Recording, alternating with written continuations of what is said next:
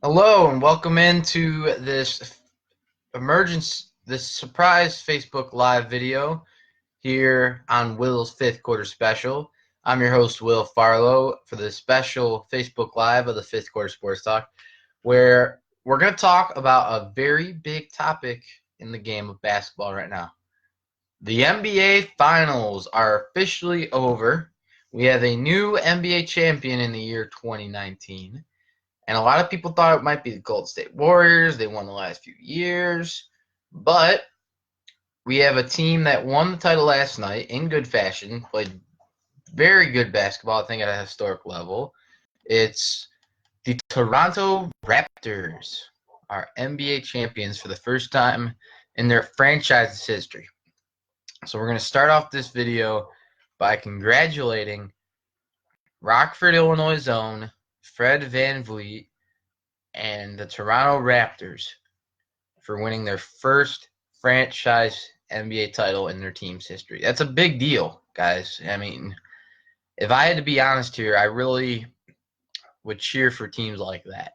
You know, I always talk about on the show, it's great to see teams that haven't won a lot, titles a lot, or, are getting better and need some opportunities. It's good to see them go out there and get it. I mean, we're going to take a look at the games little by little, especially Game 6. But we're also going to tie in a little Chicago Bulls talk on this one because, guys, the offseason has officially begun. And there's some questions that every NBA team is going to have, especially the Raptors, whether or not Kawhi Leonard's going to stay, whether he's going to go. We don't know for sure. He might become a Clipper, a Laker, a Knick. We don't know. We're going to find out. So we're going to talk about that. We're going to talk about what's coming up for the Bulls draft coverage we're going to do on the show coming up pretty soon. We're going to have a little change to some of the live streaming we do on here, so I'm going to talk about that. So I'm going to start with that. So we're going to talk about the podcast stuff. The live streaming, I think, is going really good, and I really enjoy doing that with this show because you guys can interact with me. And, if you're on a live stream right now, just leave a comment. If you want to talk about the NBA Finals, Bulls off season, you can even ask baseball questions. White Sox played tonight against the Yankees. Giolito on the mound for the White Sox. He's having a great season, and we're going to go more in depth to that, of course, next week. We're going to put something together for that. But, there's a lot of exciting baseball going on. The Cubs trying to bounce back from losing the Dodgers last night. Bears are in, mini camp stuff. We're going to have a special episode about that as well during their off season.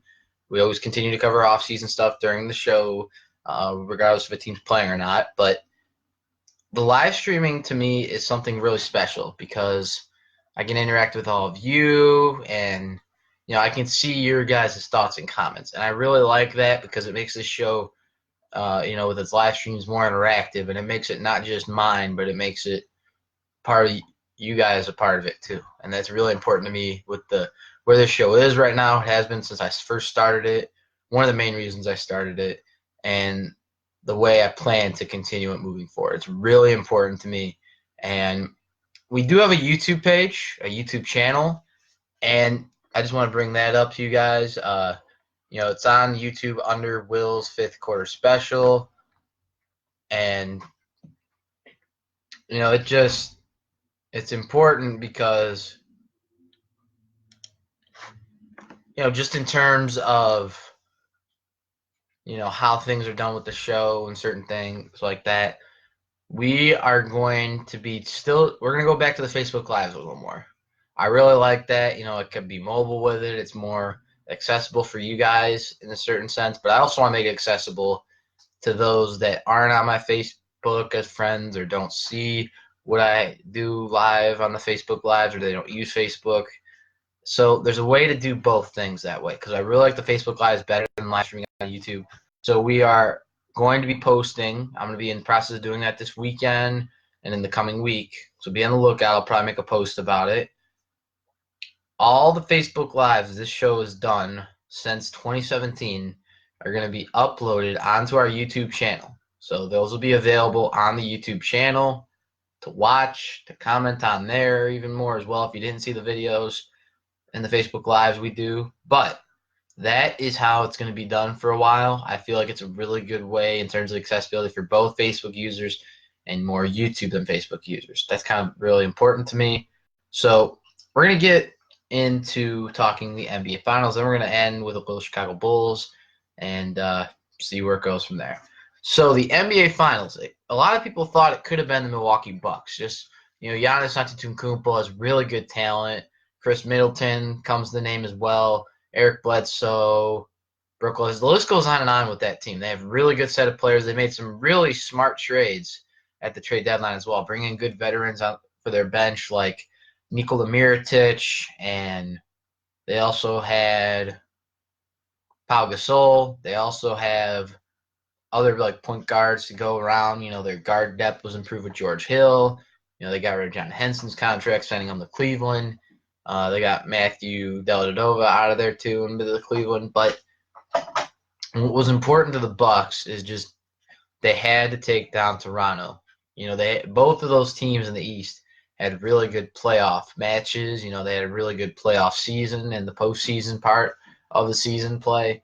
But to me, those were the two teams you could choose from in the East. Hands down. We saw Philly. They had great players. Jimmy Butler, Tobias Harris, Joel Embiid, Ben Simmons, a lot of those guys. They're great players. JJ Redick as well. But the problem was they just didn't have the chemistry and the heart that teams like Toronto had and Milwaukee. And Boston was just out of sync. I don't think Kyrie's going to fit there anymore. I really don't see that as something that's going to be continued to be workable moving forward with Boston. I think they're just better off having the way after Kyrie. Maybe they sign Terry Rozier back. They get another point guard. We'll see. But just thinking about the side of the NBA playoffs in the East, it was really competitive. It was a lot of fun to watch, especially the West. Now, you always think about the Golden State Warriors, but Houston really put on a good set in this playoffs this year in the West Conference. Denver Nuggets are a rising young team. No doubt about that, guys. You got to be on the lookout for Denver the next year or so because they've been playing some really good basketball. The Utah Jazz are going to be coming up pretty soon through the ranks in the West. The Dallas Mavericks with Luka Doncic, Kristaps Porzingis, some of the other young players they got over there and with the Mavericks organization. There's some really good teams in both conferences. A lot of people think, you have to have a superstar or a super team to win a championship. That's not the case. And that was proved last night, in my opinion, in Game 6.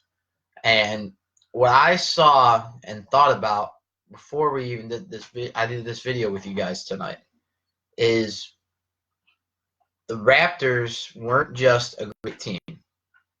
They kind of changed the standard in this generation people call the super team era.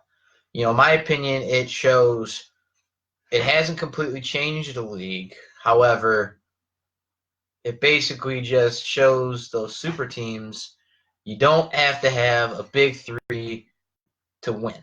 That's just basically how it's going to go. You don't need to have a LeBron James, a Dwayne Wade, and another superstar like a Bosh back then. That worked for the Heat, yes, but the team like Toronto I like the best just because they have good starters that are quality. Doesn't matter if they're a superstar or not. If they're a great player, they get the job done. They can put the ball in the hoop, defend the basketball. They're a great player in my opinion. Guys like Kyle Lowry, I really admire his play. He was with this Toronto team. They're talking about it last night on ESPN. I'm going to touch on what they said a little bit. Made a lot of sense. They talked about how Kyle Lowry was the main point guard for the last 5 or so years, or even more, with the Toronto Raptors. And basically, he had to go through playoff after playoff season after playoff season. Now, players like playing the postseason, but not if they end up having the same end result where maybe they lose in a certain round multiple years. And what I really liked is they talked about it this afternoon. It was released that Kawhi Leonard, sent something specific, to contact his new teammate when he got traded to Toronto, Kyle Lowry. And they talked about, hey, he's like, hey, I know your friend DeMar DeRozan's gone. You feel like you were done wrong, and you want to win. So we're going to work together on this. Let's get a game plan, with the rest of the team, bring a team effort together. And Kawhi Leonard became the superstar we all thought we would see in San Antonio, but I feel like he's really doing that with Toronto. It's really a change of scenery. It helps the player's career, and we've seen that in almost any facet of the NBA, Major League Baseball, or the National Football League. But let's get into the games. The ones I want to touch on a few more of the 6 specifically. So we're going to take a look at that. We might even skim the free agent list a little bit just because there's 2 free agents on the Warriors and the big one on the Raptors, Kawhi Leonard. Danny Green's one. It was reported earlier this afternoon that Fred VanVleet was signed to an extension. No surprise there with the Raptors. He's their future at point guard, in my opinion. So we're going to take a look at the games here. I have pulled up. We're going to look at Game 1 of the NBA Finals. That was the start of that 6-game series we saw. No one could basically get out of their seat. It was that exciting. And that's what you want to see with basketball. But luckily this year we had a different scenario that we're used to. We had the super team against the regular team. And that was a great Game 1. Looking at the quarter differentials, and that always is interesting to me, especially in the game of basketball. You take it down little by little, not just the whole score. You want to see, the drives team has, maybe the good long stretches or the short ones that weren't good. Golden State was down by 4 in that first quarter, 25-21. 35-28 was the split. Toronto winning that second quarter over Golden State. But Golden State came into their own in that third quarter, 32 points over Toronto's 29. And then the Raptors, a very close and slim 30-28 in the fourth quarter. They won that game by 9. Draymond Green obviously present. That was a Steph Curry, Klay Thompson show right there. Because Kevin Durant's been out for a while, especially during the finals, and that really put a test on the Golden State Warriors. And they were able to lean on players like Kevin Looney. Alfonso McKinney's a new name. Jonas Jerebko, Boogie Cousins, who's more defensive rebound type player for the Warriors, but he could still shoot the ball. Jordan Bell didn't get too much playing time, but it was obviously Steph Klay game. Those are the Splash Brothers. They're known for that. But we're going to go into the latter part of the series, the game that I think Toronto could have won in 5, but you have to expect the unexpected, especially at the level of competitiveness that you see in a postseason round like the NBA Finals. So Golden State won that game by 1 point, guys. 1 point, 106-105, and the way that game was determined was hands down the fourth quarter. I mean, you look at these differentials. There's something interesting though. And it's probably happened loads of times before in basketball, but to see this in NBA Finals was very, very tense. It makes you kind of feel the adrenaline, like, hey, which team's going to pull out? So let's take a look at it. So the first quarter, pretty average differential you see in the first quarter. Teams getting readjusted. They've been playing each other for more than 3 or so games in a row, so you kind of are really used to each other. But Golden State won that first quarter, 34-28. They knew what they had to do. They wanted to get the job done. They were down 3-1, and they had to at least get a win or so. They were trying to get a three-peat. They didn't do that, as we saw from last night, but there's a tie in the point differentials for each of the second and the third quarter. So it's 28-28 for the Raptors and the Warriors in the second quarter. Third quarter is 22-22. So I haven't seen that a lot in basketball games. I think it's really interesting. But definitely the fourth quarter, I think, was the game decider. 27 for the Raptors and 22 for the Golden State Warriors. And Kawhi Leonard would just shut down that fourth quarter. He was shooting up some really good shots, but Golden State just had more of the drive in that second half. It's like I was talking about earlier in this video. If you have more of the drive, the adrenaline, and the confidence to succeed, no matter what the obstacles, you can accomplish those goals. You will accomplish those goals. And if you don't, you'll find another way to. That's the beauty of life. You find other ways to accomplish certain things. So, Iguodala had 5 points in that game. Durant was back for Game 5. He came back for a little bit, but then he went out with the injury that we now have seen reported as of last night is an Achilles injury. So Durant will not be playing at all in the season next year. So he will not be playing in the 2020 season in the 2019-2020 season in the NBA next year. Draymond Green got 10 points, 10 rebounds. Good double-double game for Draymond Green. Played the center position that night. Klay Thompson, 26. Steph, 31. But the thing that really stood out to me is the good step-up veteran presence of DeMarcus Cousins in Game 5. He was really a good Deciding factor in addition with his points, 14 points, 6 rebounds. That's a good setup. When you have a team like the Warriors, you're not going to have every 5 players scoring video game numbers every night. That's not going to happen, guys. So, obviously the two keys were Clay and Steph in that game. Iguodala really stepped up, though, after what happened with Durant. You see that in Game 6. They were talking about that last night. He's a veteran. He's played this game before. He knows, what goes on, especially at the levels of the playoffs. And that just comes down to not just who wants it more, but where the experience comes. That's why they always talk about players that have playoff experience or NBA title experience. That's what you want rebuilding teams to get in terms of a player. So we're going to look at the big game from last night, as we talked about, the one that made Toronto an NBA champion for the first time in its franchise history. Bring that back to Canada, so that's a good thing. Toronto Raptors win quarter one, 33 points to Golden State's 32. Let's take a look at the second, third, and fourth quarter.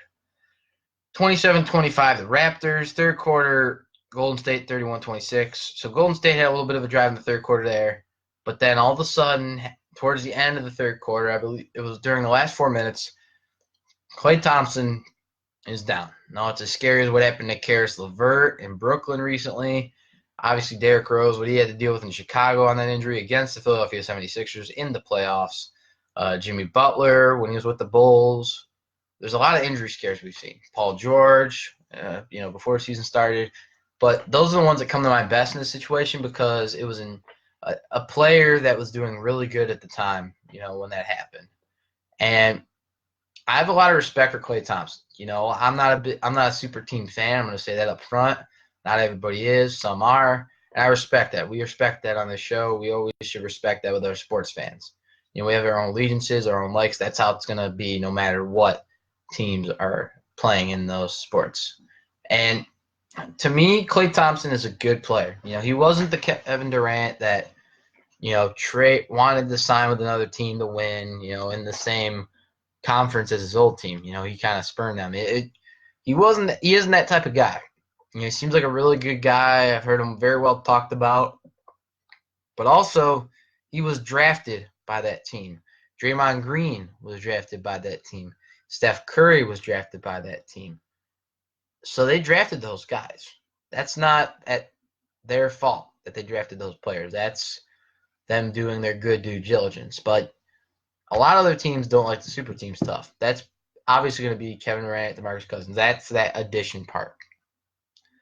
If we did just have those three, Klay, Steph, and Draymond, they'd still be a great team. They'd have money to go get some more bench players, good role players in the starting lineup, and they'd be in good shape still. But to me, that's important, is Klay Thompson. He's a great shooter, even when Steph's not going.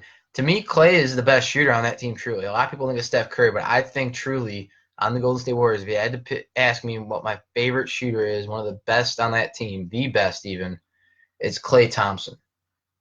Just because I like what he not only does consistently at the three-point line compared to some inconsistencies Steph Curry could have taking threes in a game or in a series or a week, Klay Thompson is consistent. He gets back to the ball even quicker. He has good size, gets on defense, gets great rebounds, good inside shooter, great free throw shooter. I think he's a very good superstar for that team. Now, of course, Steph Curry could be the number one option, but Klay, I think, is the top scorer on that roster. Good defender, good in the clubhouse, like Steph is, but that's my take on the Warriors. We're going to take a look at the Raptors roster a little bit from Game 6.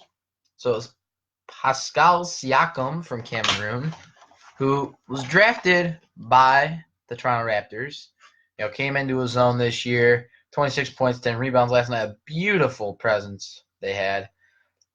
Marc Gasol was traded from the Memphis Grizzlies.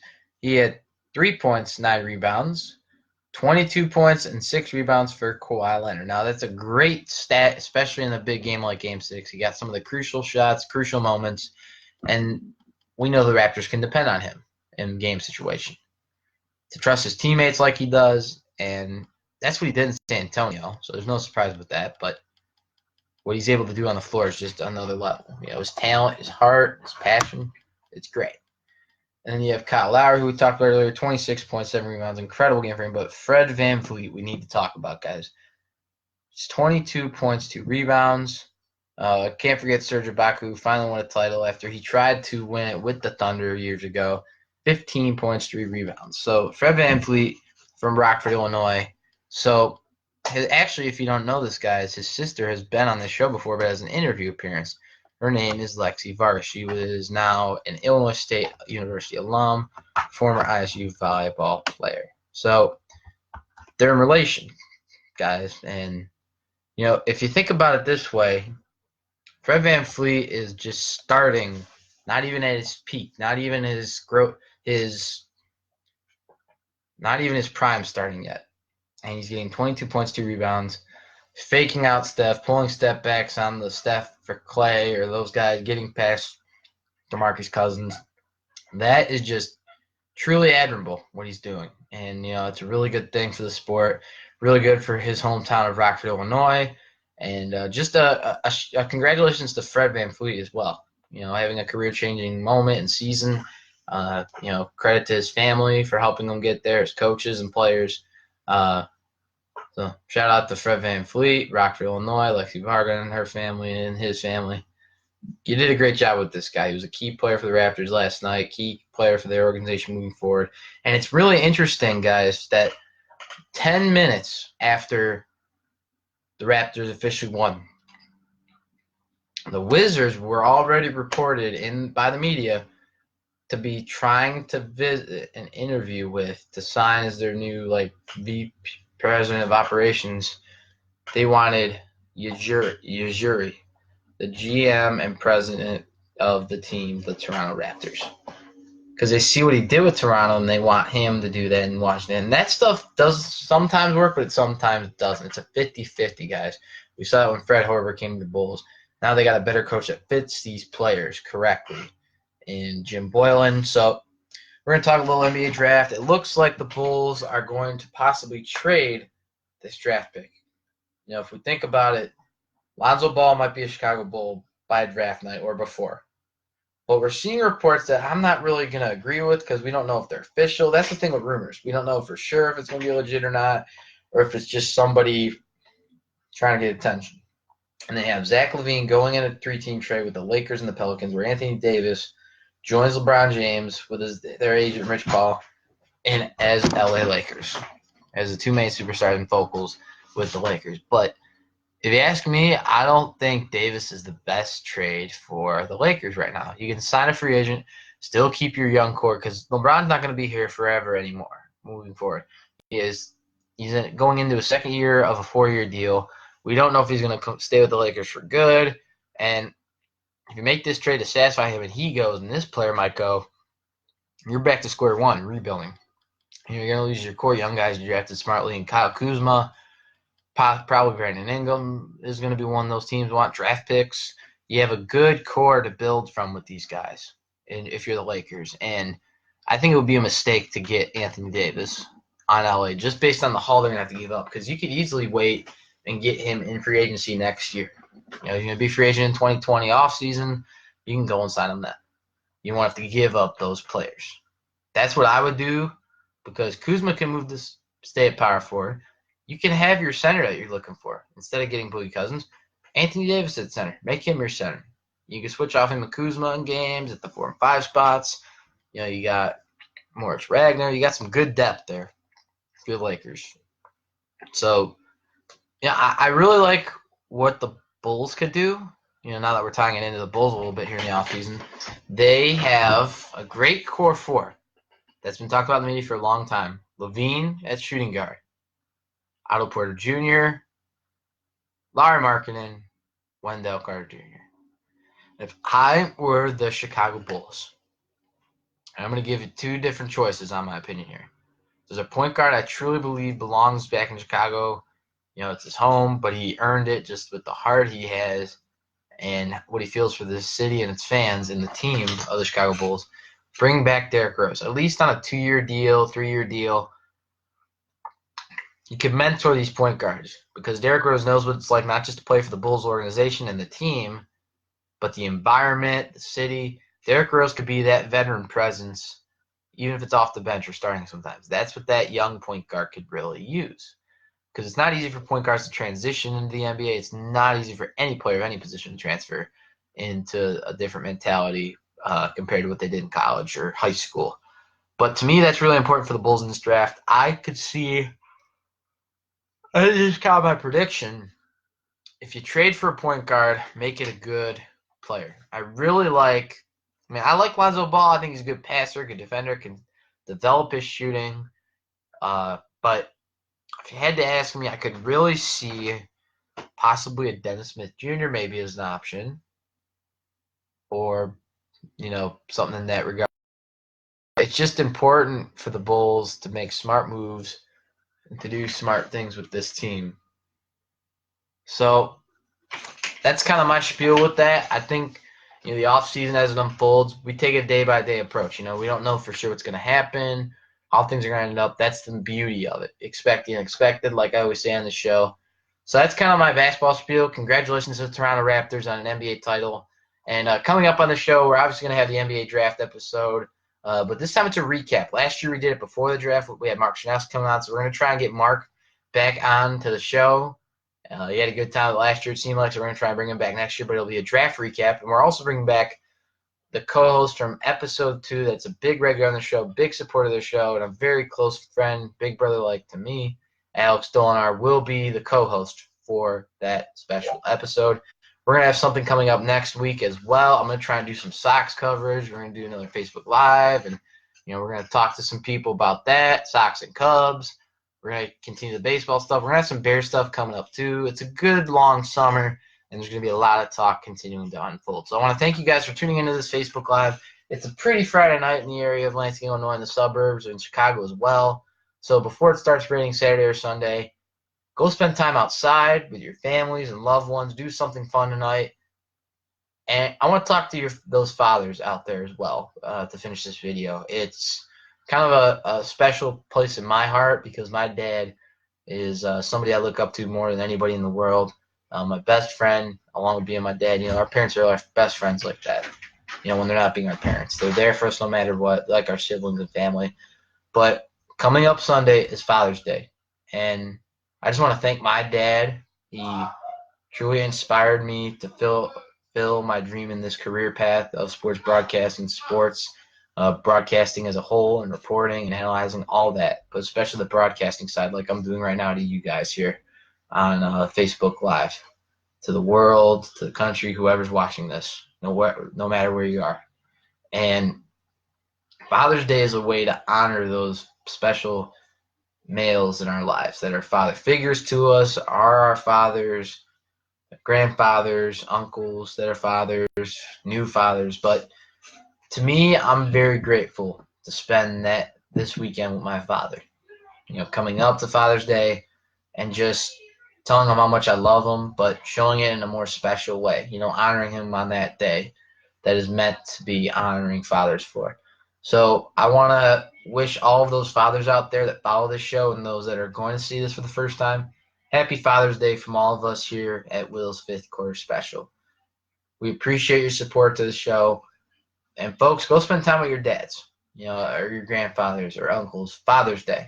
Go spend time with them on Sunday. Don't be sitting on your Netflix by yourself. Don't be going out for drinks by yourself or with your friends. Spend it with your families, especially your fathers. It's really important that you pay that back to them for all they do for you, especially in sports. We see that with athletes, and that's what I'm going to be doing soon as well. So a special shout out here on Will's Fifth Quarter Special, like we did for Mother's Day, but upcoming this week on Sunday to all those fathers out there. So for this Facebook Live, it'll be on YouTube, our YouTube channel. You can type in Will's Fifth Quarter Special, the name of our podcast, and find it. Free subscriptions. A lot of content's going to be coming up there pretty soon, as I mentioned. So thank you for tuning into this Facebook Live. We're going to cover NBA offseason, like I said, a lot of other things coming up. So for myself, I'm Will Farlow, the host and creator of the show you love and enjoy. When the fourth quarter buzzer sounds at the end of a sports game, you turn to us for your fifth quarter sports talk. So long from Will's Fifth Quarter Special. Have a great Father's Day weekend. And go watch some sports games, guys. See you guys later.